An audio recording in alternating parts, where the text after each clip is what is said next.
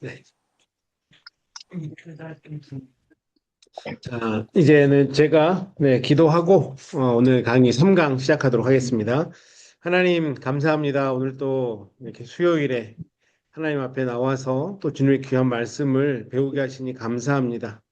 정말 진리가 무너져가고 흐려져가고 있는 이 시대 속에서 저희가 말씀 앞에 더 올바로 설 수 있도록 우리를 붙잡아 주시고 정말 이렇게 이 시간들을 통해서 배워지는 말씀이 우리를 정말 진리 앞에 바로 세울 수 있는 하나님 귀한 시간 될 수 있도록 주님 인도하여 주시옵소서. 오늘 특별히 우리 예수 그리스도의 직분에 대해서 함께 나누려고 하는데 아버지 하나님 정말 저희가 예수 그리스도를 잘 알아감으로 말미암아 우리가 믿는 분인 예수 그리스도가 어떤 분인지 하나님께 주신 지혜로 잘 깨닫고 또 이 예수 그리스도를 하나님 우리 주변에 아직도 모르는 이들에게 전할 수 있는 하나님 기회와 믿음도 허락하여 주시옵소서. 모든 것 감사드리며 살아계신 예수님 이름으로 간절히 기도드렸습니다. 아멘. 네. 네. 네, 오늘은 제3강 그리스도의 직분에 대해서 공부를 해보려고 합니다. 우리가 첫째 시간에는 기독론이 무엇인지 또 기독론의 역사에 대해서 간단하게 공부를 했었고요. 어떤 식으로 발전이 되어 왔는지 그리고 첫째 시간에 예수 그리스도의 이름들에 대해서 공부를 했던 것을 아마 기억하실 거라고 생각을 합니다. 저희가 지난주에는 그리스도의 신분에 대해서 함께 말씀을 나눴죠. 비하와 승귀 아주 생소한 단어였는데 지난주에 그 비하와 승귀가 저희가 편한 단어로 이야기하면 낮아지심과 높여지심 이다고 이렇게 말씀을 드렸습니다. 그래서 잠깐만 다시 한번 생각해 보면 그리스도의 낮아지심, 비하의 신분은 무엇인가? 성육신, 음, 예수님은 원래 하나님과 본체셨다라고 성경 분명히 기록하고 있잖아요. 하나님이 사람의 몸을 입은 것, 이것을 성육신이라고 하는데 이것은 하나님이 낮아지신 거죠. 다운그레이드 되신 거예요. 우리 사람의 몸을 입었다라고 하는 것. 그러니까 그 성육신이 왜 필요했는지 우리가 지난주에 다 나눴는데 그걸 제가 여기서 다시 나누기에는 시간이 너무 많이 걸릴 것 같고 우리의 죄를 담당해 주기 위해서 하나님은 100% 하나님이시고 100% 사람이었어야 될 필요가 있었다라고 말씀을 했습니다. 우리의 죄를 담당하기 위해서. 그래서 성육신이라고 낮아지셨다. 인간의 몸을 입는 낮아지심을 선택하셨다라고 하는 것. 그렇게 인간의 몸을 입고 그가 받은 것이 무엇입니까? 고난을 받으셨죠. 특별히 십자가의 극심하신 고통을 받음을 통해서 그 형벌, 우리의 죄를 대신 지시는 그 일을 당하셨습니다. 그리고 죽으셨죠. 예수님은 죽으실 필요가 없으신 분인데 죽으셨다라고 하는 거예요. 우리의 죄를 위해서. 그리고 장사되셨다. 무덤까지 가셨다라고 하는 이것이 예수 그리스도의 낮아지심의 신분이었다. 스테이러스였다라고 말씀드렸습니다. 이렇게 낮아지신 예수님을 하나님이 다시 높여주신 거죠. 승귀라고 하는 것입니다. 하나님이 높여주셨어요. 그 예수님의 높여짐의 신분은 무엇이 있었습니까? 부활과 승천과 또 하나님 우편에 앉아 계신 것과 이제 다시 심판주로 재림해서 오시는 그 스테이러스, 그 신분은 높여지심의 신분이다라고 하는 것. 그래서 예수 그리스도가 성육신 하시고 육신의 몸을 입고 이 땅 가운데 오셨고 고난 받으시고 죽으시고 장사되신 것까지는 낮아지심의 신분이라고 이야기를 하는 것이고 예수님이 그런 낮아지신 예수님을 하나님이 다시 높여주신 신분, 승귀의 신분이라고 하는 것은 부활하시고 승천하시고 하나님 우편에 앉아 계시고 마지막 때 영광 중에 다시 오실 것이다라고 하는 것은 예수님의 높아지심의 신분이다라고 하는 것을 기억하셨으면 좋겠습니다. 예수 그리스도의 전 생애죠. 예수 그리스도의 생애를 통해서 그분이 어떤 일을 하시는지 우리가 신학적으로 이렇게 규명을 했다라고 하는 것을 기억하시면 좋을 것 같습니다. 오늘은 세 번째 강의인데요. 그리스도의 직분. 지난주에는 신분을 했다면 이번 주에는 이제 그 직분에 대해서 함께 말씀을 나눠 보려고 합니다. 그리스도는 이 구속 사역을 감당하기 위해서 우리를 구원하기 위해서 하나님이셨는데 인간의 몸을 입었다라고 방금 전에도 제가 말씀드렸잖아요. 그렇게 인간의 몸을 입고 예수님께서 감당하셨던 그 일이 무엇이냐? 언약적 중보자의 역할을 했다. 언약적 중보자라고 하는 것. 그러니까 약속, 커버넌트. 이미 하나님께서 우리에게 주신 그 약속을 가진 중보자의 역할을 하셨다. 우리를 대신해서 싸워주는 뭐 중보자 요즘 말로 하면 변호사 정도 될 것 같아요. 그러니까 그 변호사의 100% 의미는 아니지만 우리를 대신해서 대신 싸워주는 사람이 변호사잖아요. 그렇죠? 그런데 그 중보자라고 하는 거는 그 말로만 싸우는 게 아니라 그 전 인생을 가지고 싸워주신 분, 이것을 우린 중보자라고 하는 거죠. 그래서 약속이 돼 있던 그 중보자의 역할을 감당하셨다라고 하는데 그 세 가지 직분이 무엇이냐면 선지자고 제사장이고 왕이었다. 이거는 아마 오늘은 비교적 잘 아시는 내용일 거라고 생각을 합니다. 하지만 저희가 좀 더 체계적으로 이것을 구분하고 또 정리해보는 시간을 가지면 좋을 것 같습니다. 그래서 오늘은 우리가 나누는 것이 예수님의 직무, 직책, 예수님께서는 이 땅에 오셔서 어떤 직무를 행하셨느냐, 어떤 일을 하셨느냐, 이것을 한번 살펴보려고 합니다. 우리가 기억하실 거라고 생각하는데, 첫 번째 시간에 예수님의 이름 중에 그리스도가 있었죠. 그리스도. 그리스도 뜻이 무엇이라고 그랬습니까? 일과부터 다시 해야 되겠네요. 그렇죠? 그리스도 뜻, 기름 부음 받은 자. 그렇죠? 그리스도는 기름 부음 받은 자예요. 히브리어로는 메시아라고 그랬습니다. 그렇죠. 오실 메시아. 기름 부음 받은 자를 보내주겠다고 했는데 구약에서 기름 부음을 받는 직분, 직책이 세 개가 있다고 말씀드렸죠. 선지자고 제사장이고 왕이라고 말씀드렸습니다. 그래서 예수님께서 기름 부음 받은 자로 오셨고 이 세 가지의 직분을 감당하시러 오셨다, 감당하셨다라고 하는 것을 우리가 첫 시간에도 아주 간략하게 나누었습니다. 그런데 왜 이 세 가지 우리가 신학적으로는 그냥 그리스도의 삼중직이라고 이야기를 하는데요. 왜 이 삼중직이 중요하냐? 이 삼중직이 우리에게 중요한 이유가 무엇이냐면 그 예수님께서 담당하셨던 그 삼중직이 이 시대를 살아가는 우리들이 이제 예수님을 대신해서 해야 되는 역할이기 때문에 그렇습니다. 이쯤 되면 또 한 가지 생각나는 단어가 있죠. 사도라고 하는 단어. 우리가 그리스도론을 공부하면서 죄송합니다. 교회론을 공부하면서 사도에 대해서 잠깐 다뤘는데 사도가 누구였죠? 사도는 어떤 사람 보고 사도라고 그랬습니까? 네, 예수님과 함께 면 다 사도인가요? 예수님과 함께 같이 있었던 그냥 있는 사람 말고 있으면서 뭘 했죠? 가르침을 받았다. 그렇죠. 가르침을 받았다. 예수 그리스도께 직접 훈련받았던 사람. 그래서 그 예수님의 일을 담당하는 사람들을 사도라고 했어요.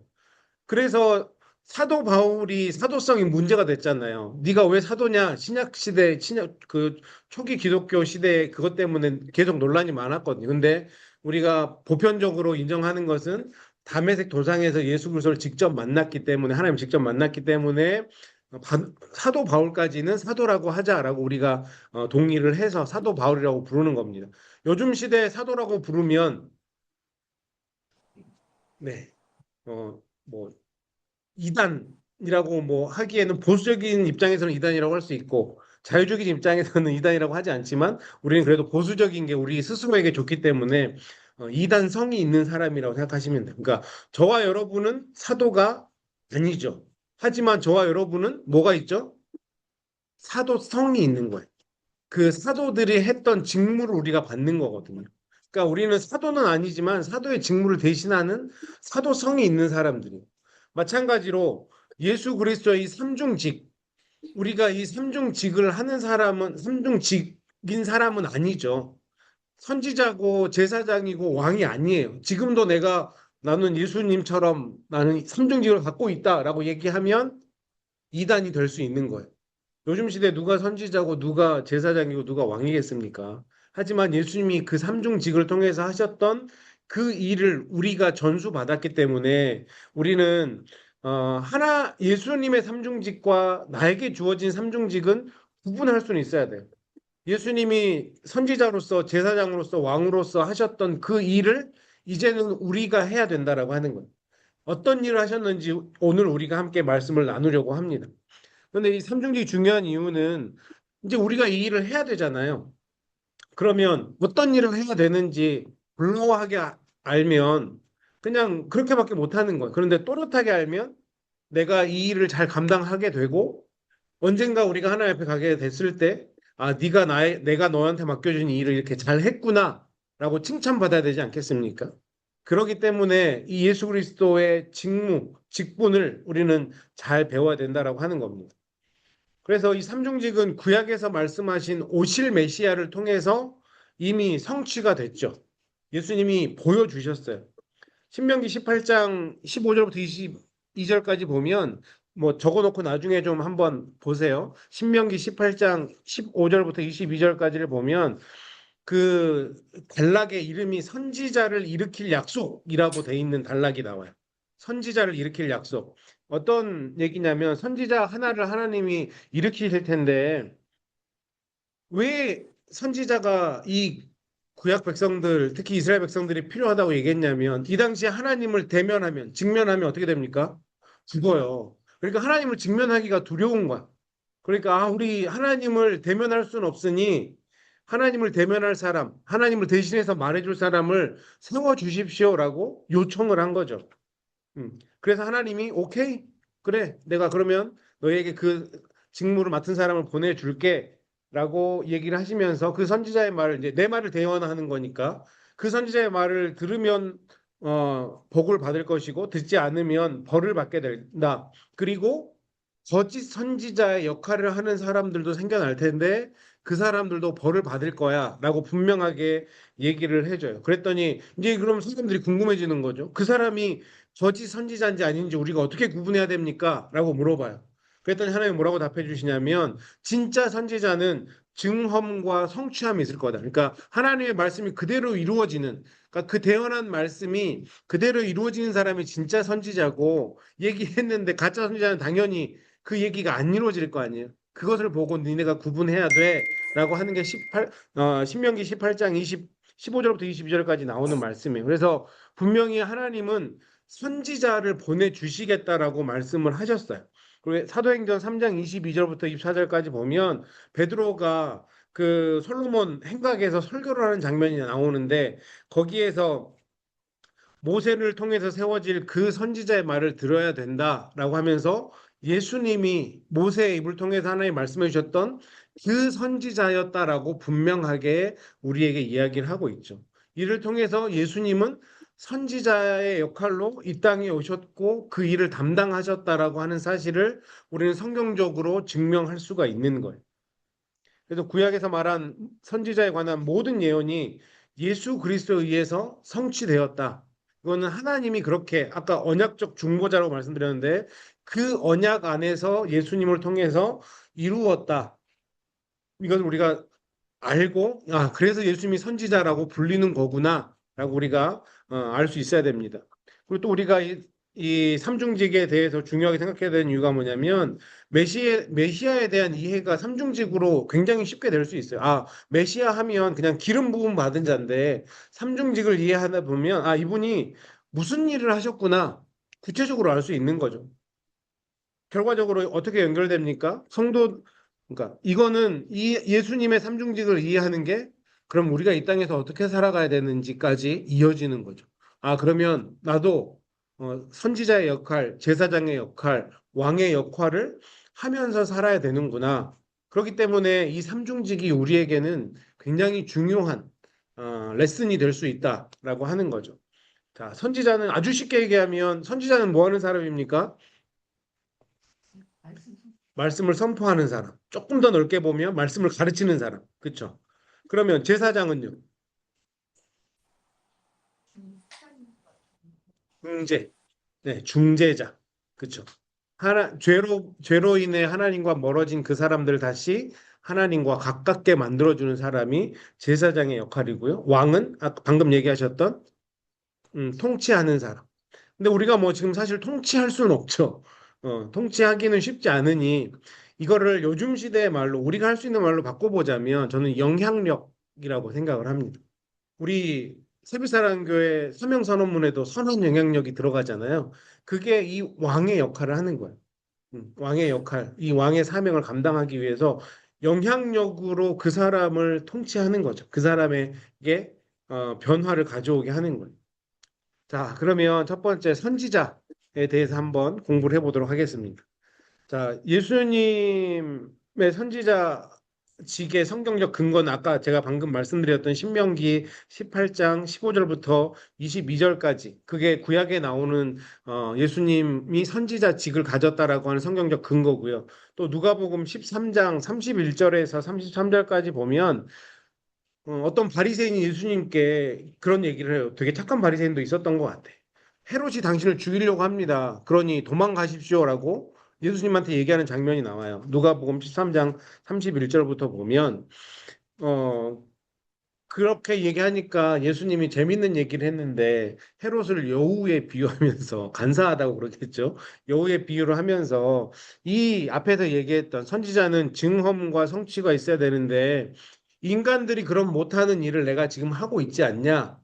예수님이 스스로 얘기를 해요. 병든 자를 고치고 귀신 든 자도 귀신도 쫓아내고 죽은 자도 살리고 이 일을 내가 하고 있다. 그 말씀에 이루어지는 것들 구약에 있던 그 언약의 말씀을 내가 지금 이루고 있지 않냐. 그러니 나는 선지자가 맞다. 그러면서 선지자는 예루살렘 밖에서 죽는 법이 없다라고 예수님이 스스로 본인이 구약에서 얘기했던 그 선지자다라고 하는 것을 분명하게 말씀하고 있는 거죠. 그리고 요한복음 6장 14절에서도 사람들의 표적을 행하신 예수를 보고 사람들도 아, 저 사람이 선지자다라고 이야기하는 내용도 나오고요. 히브리서 1장 1절과 2절의 말씀에도 옛적의 선지자는 말씀을 전하고 나서 꼭 어떻게 얘기합니까? 이는 여호와의 말씀이니라 라고 그렇게 선지자들은 그런 얘기를 했는데 예수님은 어, 그 선지자들의 말이 또 어떤 얘기가 있었냐면 마지막 날에는 아들을 통해 우리에게 말씀하시겠다. 하나님의 말씀을 대언하는 일을 아들을 통해서 하겠다. 이런 말씀들을 통해서 예수님이 선지자직을 담당하는 것이 성경적으로 증명이 된다라고 하는 거죠. 그렇기 때문에 참 선지자는 예수님이십니다. 참 선지자는 예수님밖에 없는 거죠. 요즘에도 자기가 선지자인 것처럼 행세하는 사람들이 있어요. 다 피하셔야 됩니다. 다 피하셔야 돼요. 예수님만 보시면 됩니다. 예수님만 보시면 돼요. 그러면 선지자의 임무는 뭐냐? 선지자. 선지자는 하나님의 말씀을 백성에게 말하는 하나님의 사람이다. 하나님의 말씀을 백성에게, 언약 백성에게 뭐 해요? 전달. 선지자는 전달하는 사람. 예수님한테 이런 표현 써서 좀 죄송하긴 하지만 딜리버리맨인 거죠. 전달하면 되는 전달. 저는 이 전달이라고 하는 단어가 중요한 것 같아요. 왜 중요하냐면 우리도 선지자 역할을 담당해야 된다 그랬잖아요. 전달은 잘할 수 있죠. 어, 그러니까 교회에서도 저희는 티칭이라는 말보다는 딜리버리라는 말을 더 많이 사용을 합니다.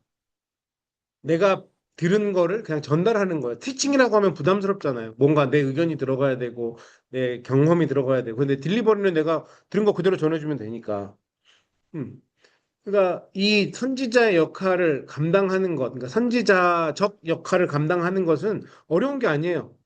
이거를 들으셨으면 그대로 전달해 주시면 돼. 그거는 하실 수 있잖아. 그렇죠? 내가 들은 거 그대로 전달해 주는 거는 충분히 하실 수 있는 일이거든요. 그러니까 하나님 성경에 나와 있는 말씀을 그대로 전해 주는 거예요. 이것을 하나님은 이 시대에 우리를 통해서 하기를 원하신다라고 하는 거죠.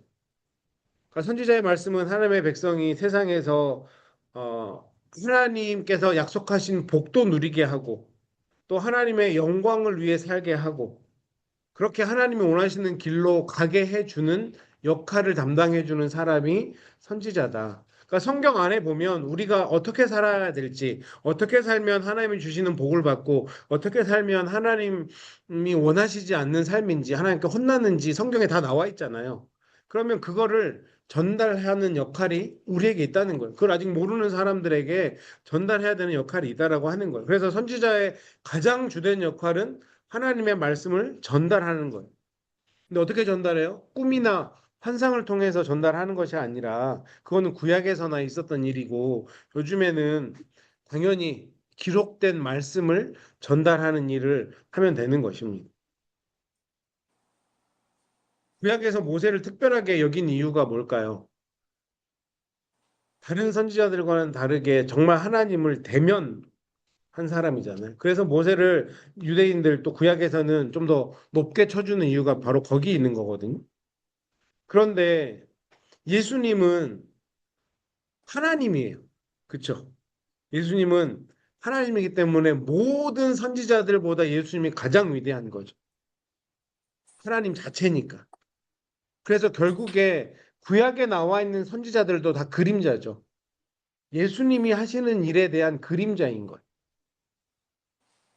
자, 예수님은 선지자의 역할을 감당하셨다. 선지자의 임무는 하나님의 말씀을 전달하는 사람이다. 전달하는 사람이다. 우리도 선지자 직분을 감당하기 위해서는 하나님의 말씀을 누군가에게 전달해야 된다. 전달해야 된다. 두 번째, 선지자의 말씀이 필요한 이유는 뭘까요? 왜 선지자의 말씀이 필요할까? 왜 말씀이 필요해요?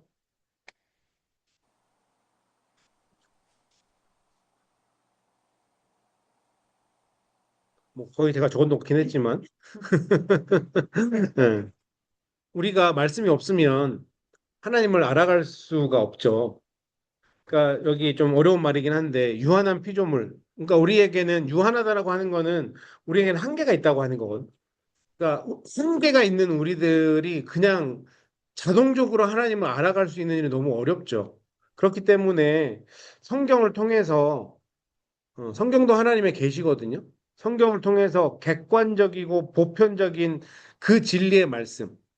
성경이 가장 객관적이고 가장 보편적이죠.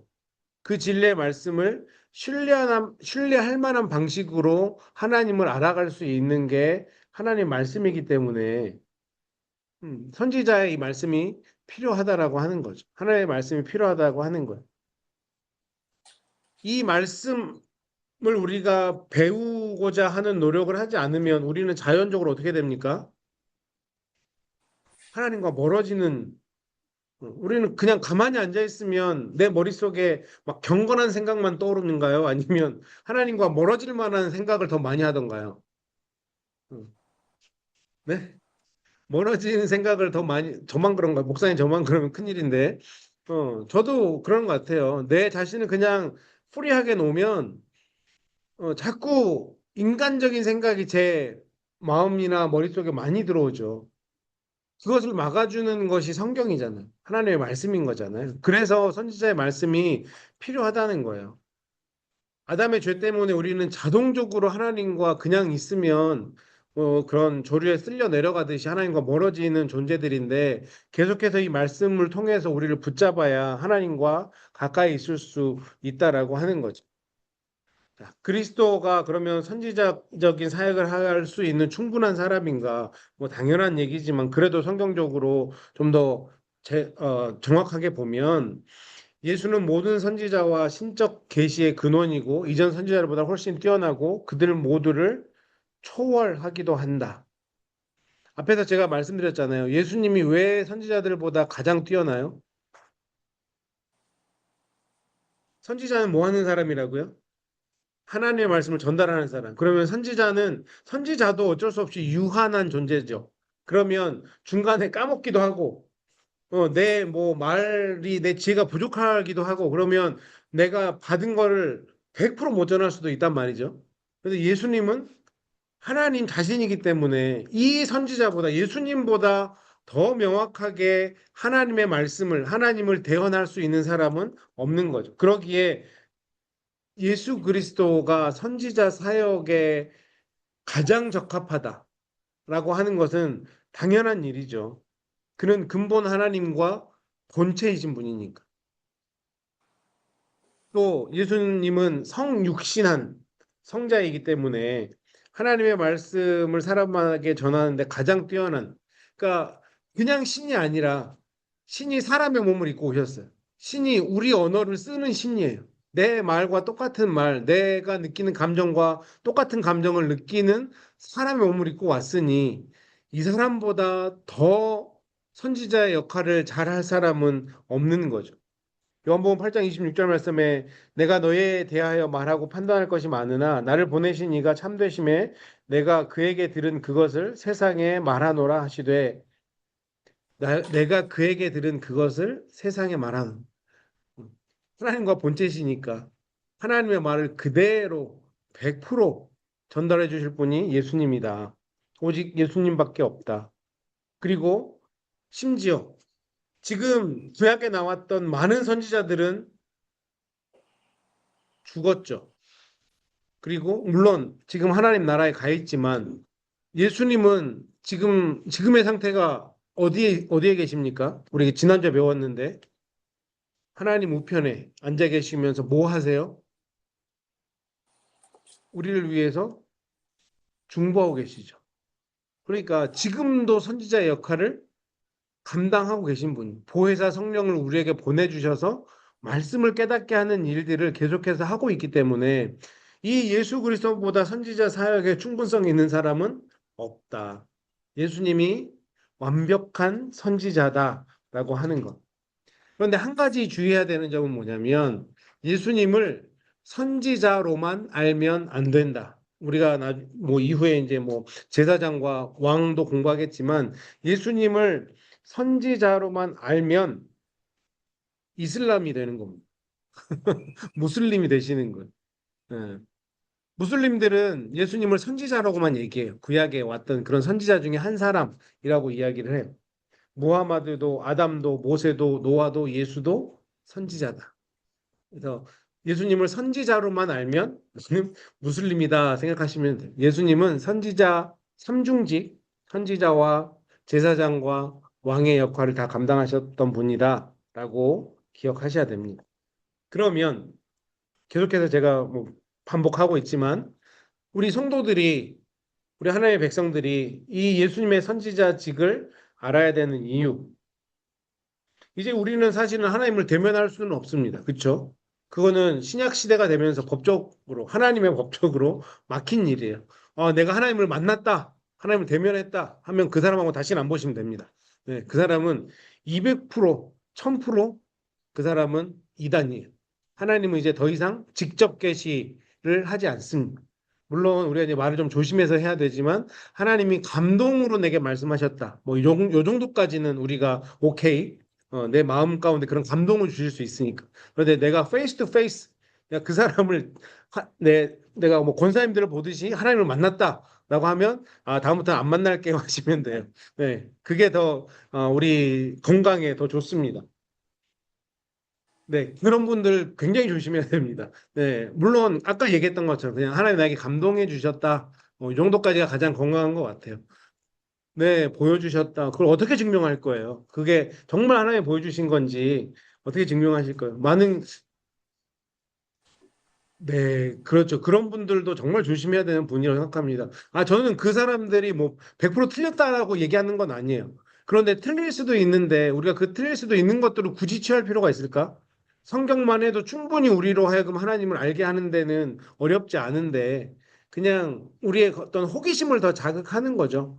물론 그렇게 하나님을 더 가까이 가고 싶어 하는 열정이나 이런 것들은 분명히 우리가 배워야 될 것이지만 신학적으로 지금 아니다라고 우리가 다 같이 약속해 놓은 부분을 어기고 그렇게 하는 것들에 대해서는 분명히 조심해야 됩니다. 저도 뭐 목회를 해 오면서 뭐 사실 제가 있었던 달라스 교회가 굉장히 성령 사역을 많이 하던 교회였어요. 저는 장로교 출신이었는데 정말 그 기독교 문화적인 갭이 굉장히 컸죠. 근데 뭐 저는 이제 그러면서 오히려 저한테는 더 배움의 계기가 됐던 것 같아요.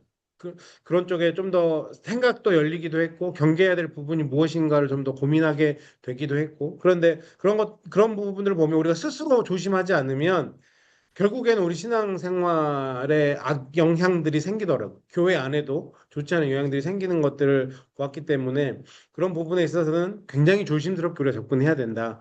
그렇기 때문에 우리가 이 하나님의 말씀을 더 이상 우리가 하나님과 대면하지 않는 상황에서 이제 이것들을 감당을 해야 되는데 어떻게 감당할 수 있을까?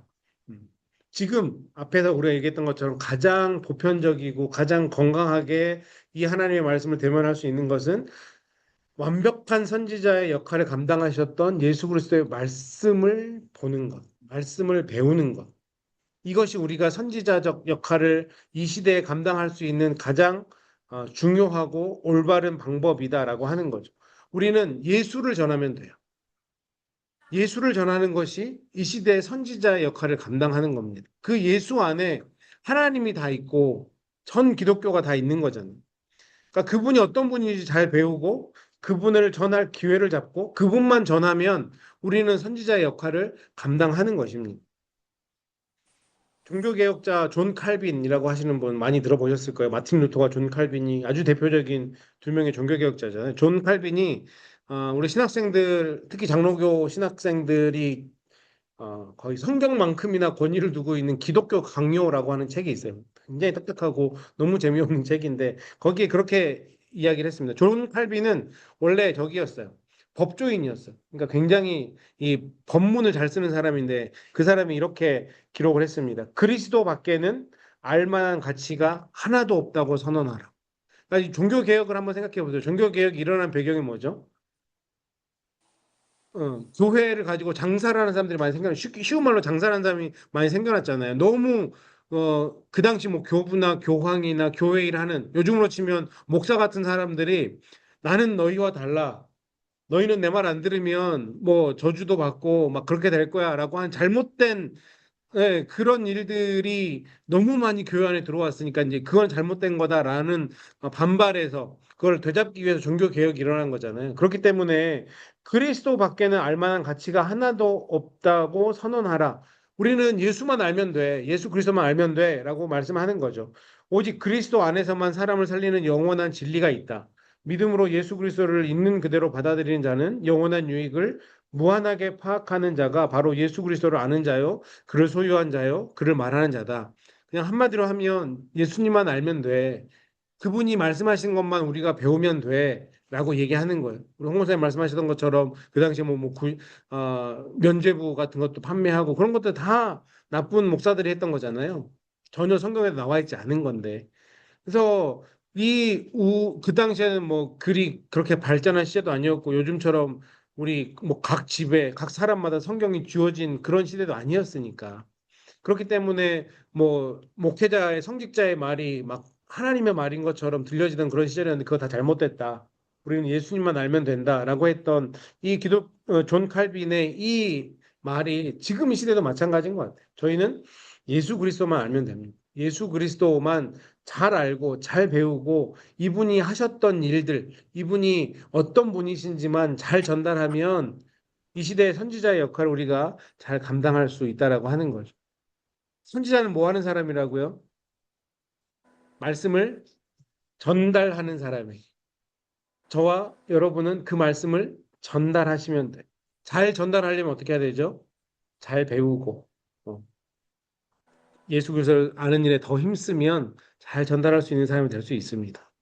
자, 예수님 첫 번째, 삼중직의 첫 번째는 선지자.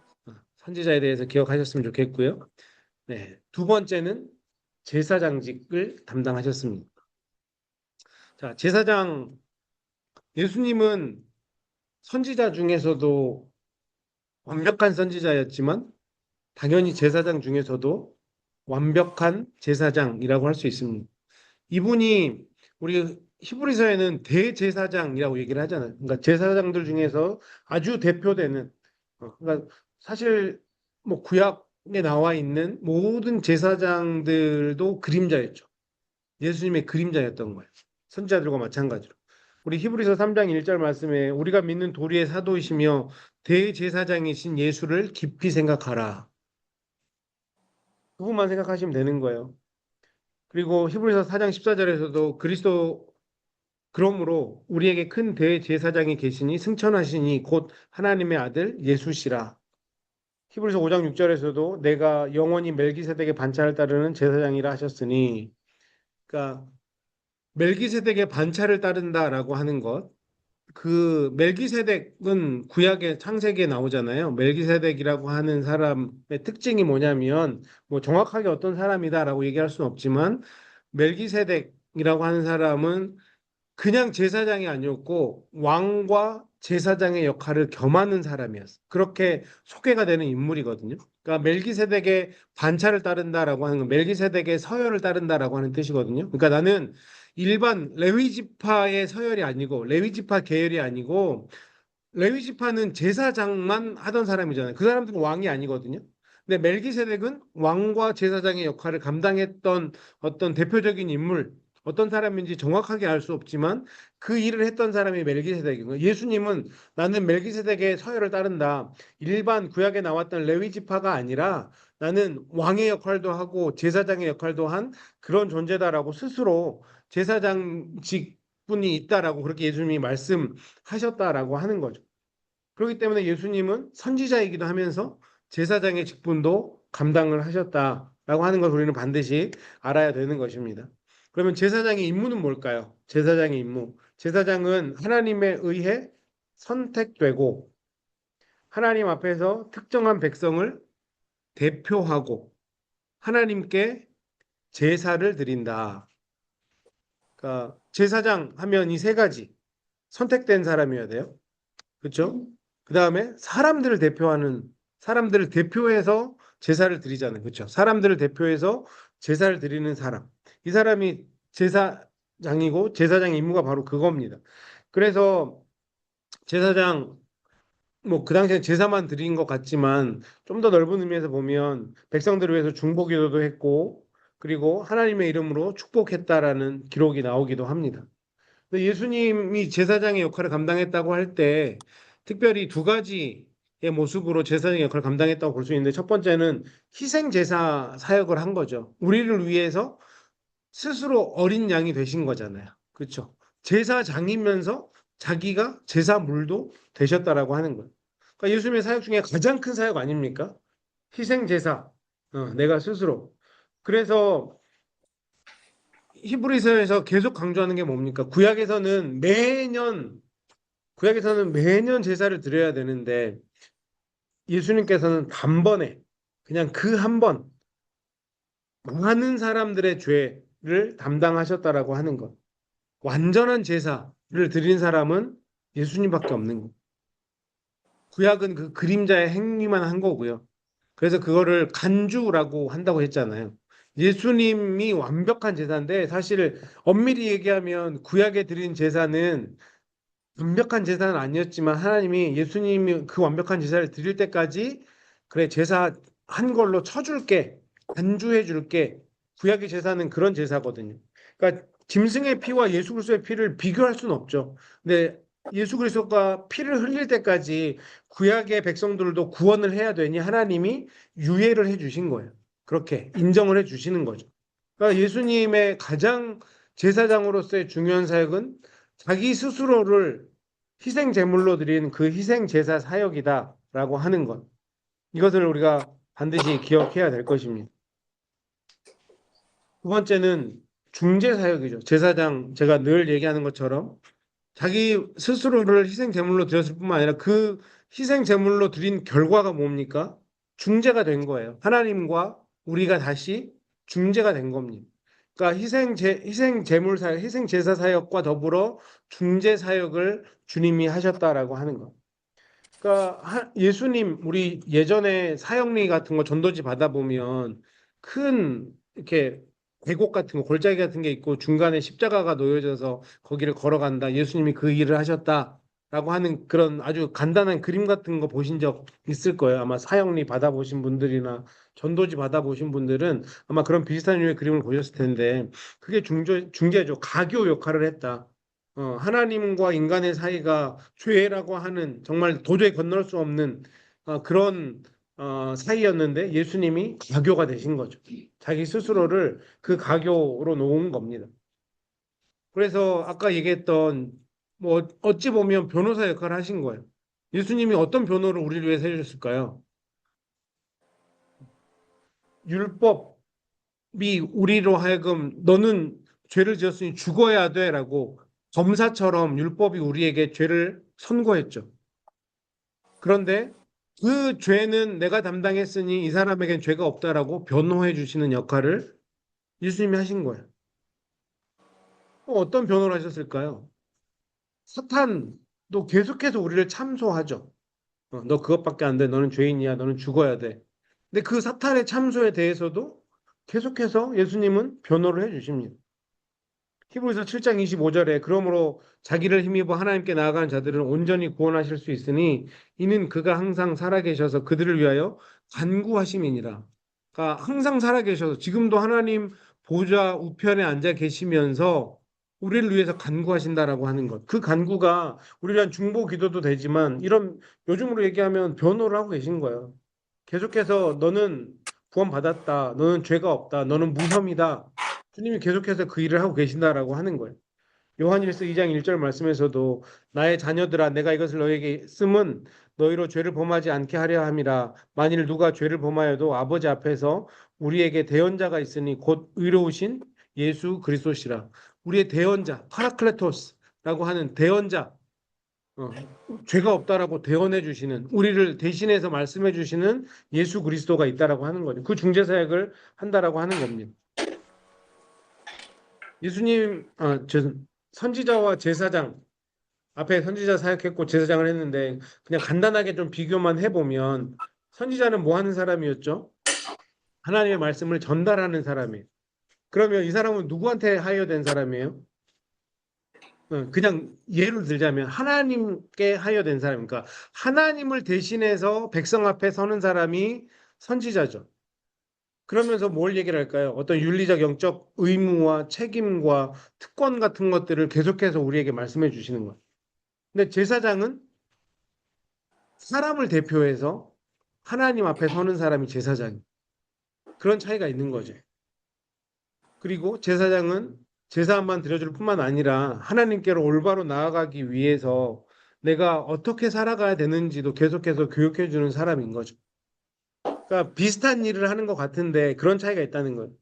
선지자는 하나님을 대신해서 사람들에게 선포하는 사람. 그러니까 우리가 선지자 역할을 한다라고 하는 것은 하나님을 대신해서 하나님의 말씀을 전달하는 사람이 되는 거고, 제사장의 역할을 하는 것은 그러니까 이 내가 맡게 될 그 사람, 나에게 주어진 그 영혼을 대신해서 하나님 앞에 서야 되는 사람이니까 어떤 면에서 보면 선지자는 그냥 이거 갖다 주는 사람일 수 있지만 제사장의 역할을 감당한다고 했을 때는 조금 더 그 제사자에 공감해주고 그 사람 곁에 서주고 그 사람 편이 되어주고 이런 일들이 필요하다라고 하는 거죠. 그러니까 우리가 선지자의 역할만 하는 것도 아니고 제사장의 역할만 하는 것도 아니고 예수님도 이것을 다 하셨으니 우리도 그러면 제사장의 역할도 해야 된다라고 하면 때로는 죄로 인해 낙심하고 좌절하고 어려워하고 있는 사람들 곁에 서서 같이 서주기도 하고 공감도 해주고 아 나도 그런 적이 있었어. 그때 너무 힘들지. 나도 그렇게 연약했었어. 라고 그렇게 좀 위로도 해주면서 하지만 우리는 예수님 때문에 하나님께로 나아갈 수 있어. 라고 하면서 우리의 죄를 그분이 담당하셨어. 이렇게 그분과 하나님과 만날 수 있는, 다시 회복할 수 있는 그런 일들을 감당해야 된다라고 하는 거죠. 그러니까 내가 제사장의 역할을 감당할 때는 그 사람 곁에 좀 더 서주고 공감해주고 이해해주고 하는 그 일들이 더 중요할 수 있다라고 하는 것을 기억하셨으면 좋겠습니다. 그래서 선지자의 역할과 제사장의 역할, 우리 주님이 하셨기에 우리도 이제는 그것을 감당해야 된다, 담당해야 된다. 라고 하는 것을 기억했으면 좋겠고요. 세 번째로 그리스도 제사장직의 필요성. 왜 그러면 선지자직뿐만 아니라 제사장직이 필요한가? 첫 번째는 예수님이 제사장이 아니면 우리는 죄 문제를 우리 스스로 해결할 수가 없는 거죠. 하나님의 본성은 반드시 죄를 벌하셔야 돼요. 거룩하신 하나님이고 공의로우신 하나님이니까 그거는 하나님이 거스를 수가 없어요. 우리가 죄로 인해 반역했기 때문에 그러면 우리는 죽어야 되는 거거든. 근데 그 죽음을 대신 해줄 수 있는 존재는 제사장 예수 그리스도밖에 없다. 대제사장 예수 그리스도밖에 없다. 하는 그 이유 때문이죠. 그러니까 하나님은 죄값의 완벽한 지불 없이 그냥 우리의 죄를 용서하실 수 없는 분인 거예요. 거룩하신 분이고 공의로우신 분이니까. 예수님만이 우리의 용서를 위한 유일한 길이기 때문에 예수님이 그 제사장직을 감당하셨다라고 하는 거죠. 그렇게 완벽하게 하나님과 우리를 중재하신 거예요. 그래서 예수님에게는 제사장직이 반드시 필요한 거죠.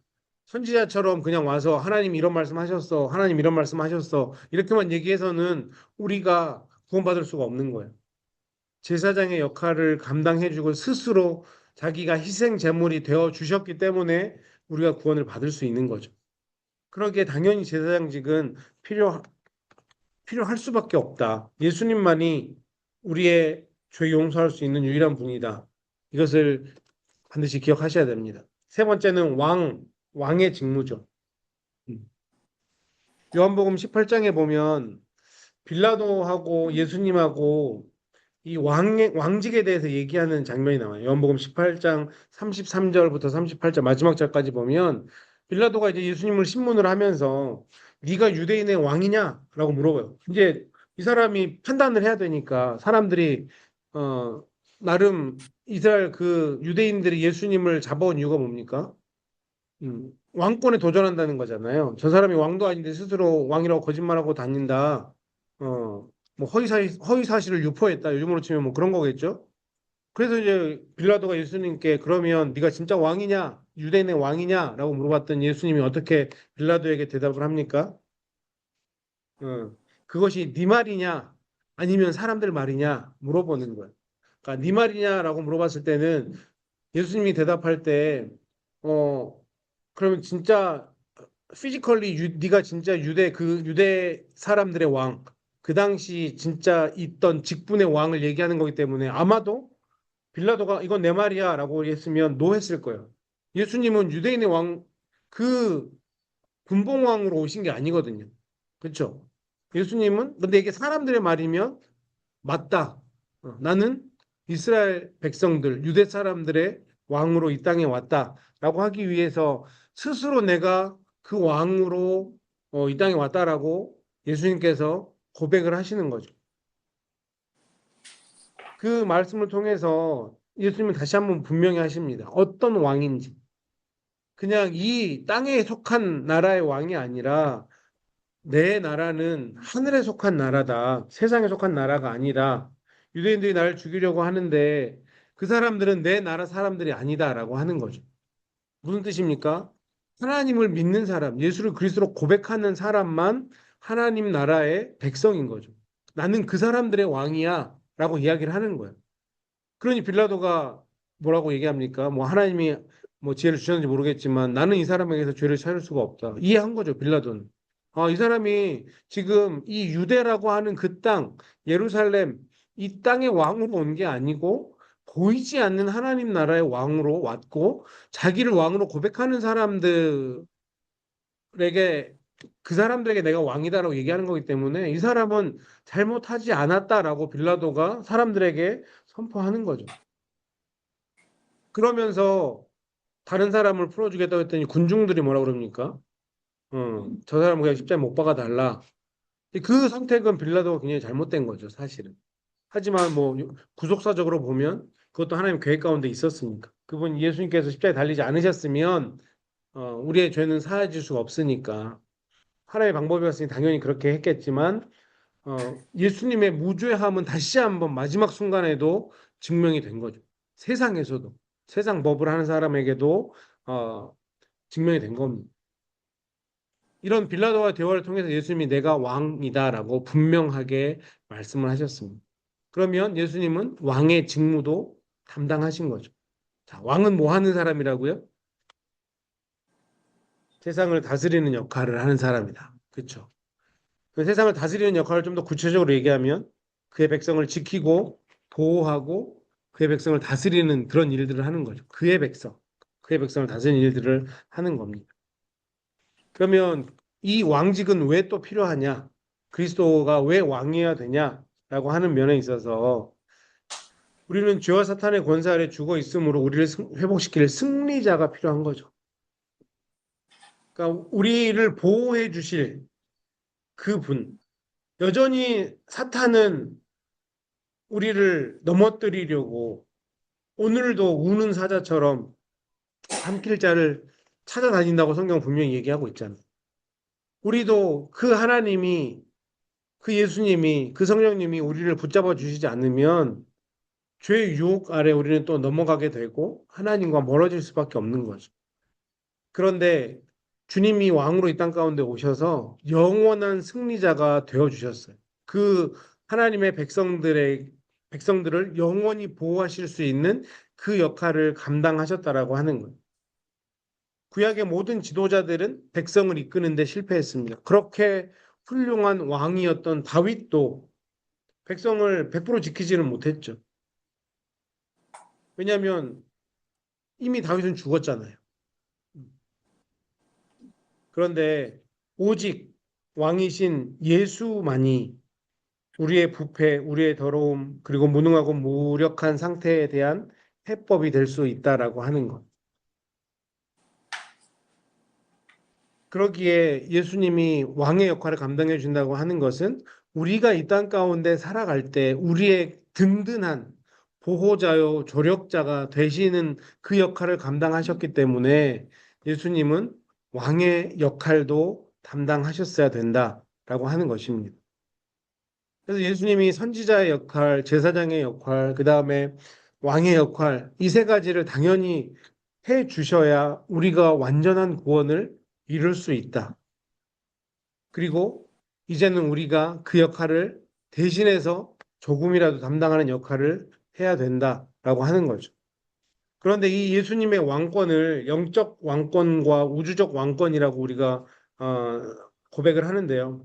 영적 왕권은 뭐냐면 어, 그의 백성과 교회에 대한 통치, 영적으로 하나님의 나라의 백성, 뭐 그의 백성과 그의 교회는 같은 의미인 거죠.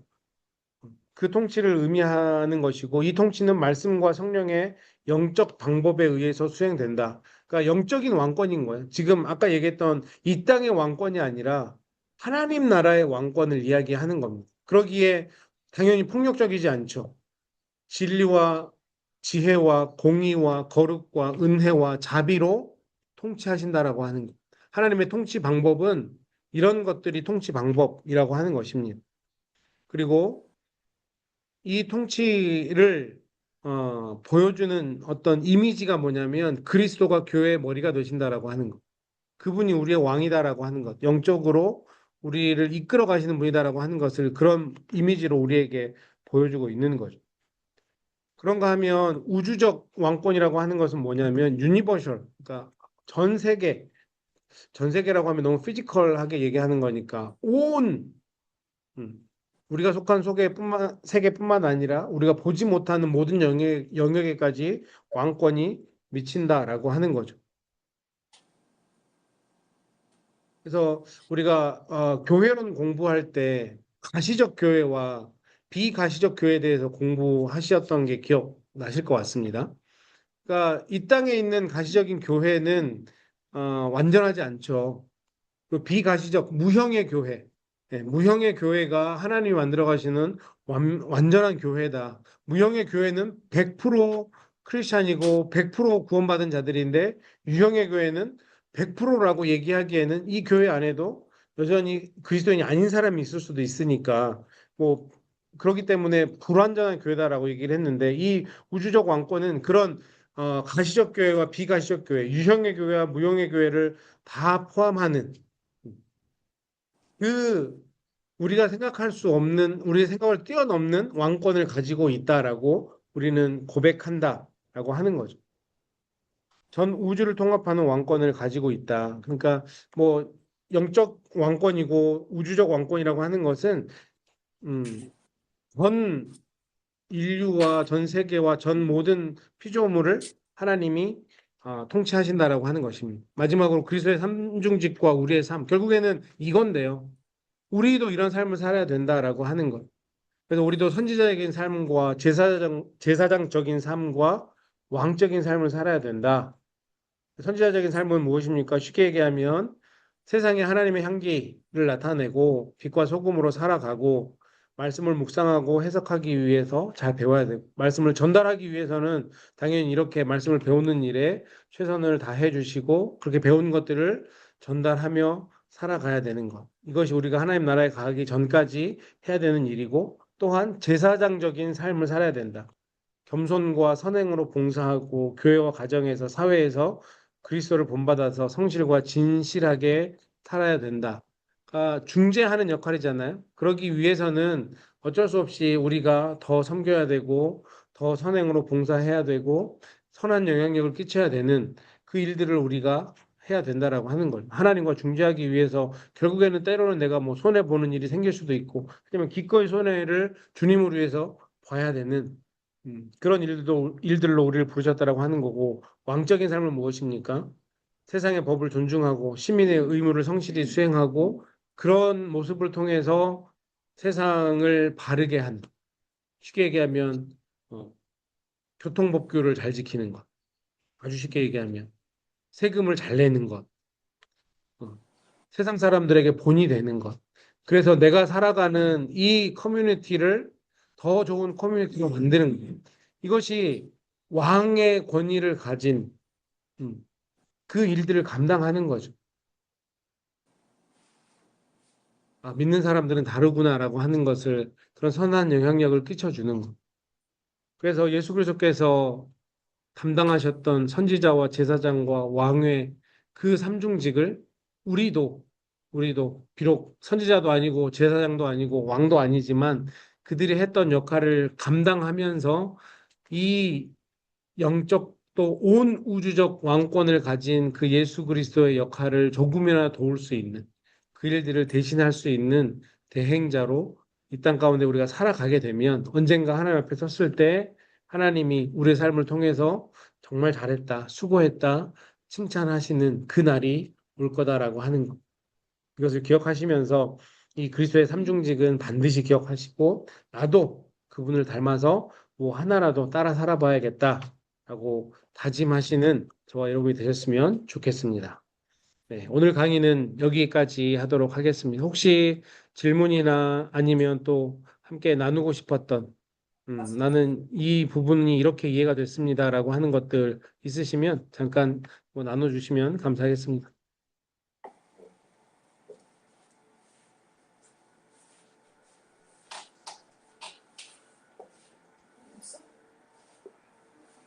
정말 신학교 수업 같네요.